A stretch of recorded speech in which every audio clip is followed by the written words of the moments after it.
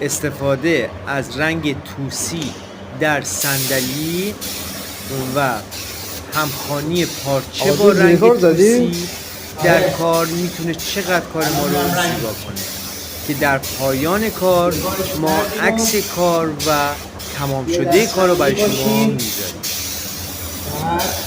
خشکشون هوا گرفت میریم برای دست بعد.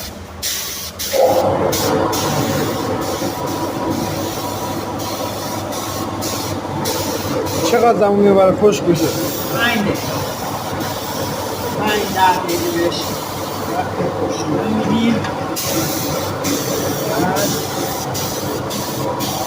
دست بعدی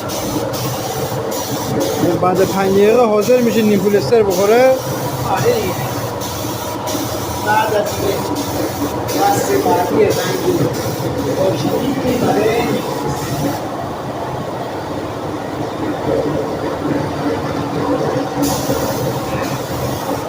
سلام میکنم به یوتیوب. این اولین فیلم ماست برای یادگیری منتاژی رنگ‌های مختلف از بولیوها تا رنگ‌های پوششی ساده و جوهرها و غیره.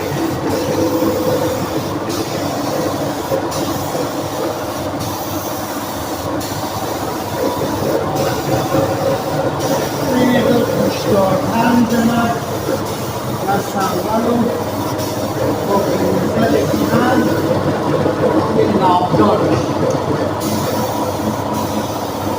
دست دوم رو رقیق میکنم و با قلیزد کم میزنم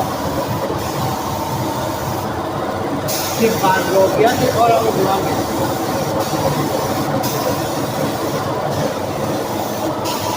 یعنی بعد این نقاشی بود یه رنگ دیگه هم میخوره بعد نیم پولستر میخوره؟ آره یه دست رنگ زدم یه دست دیگه میزنم.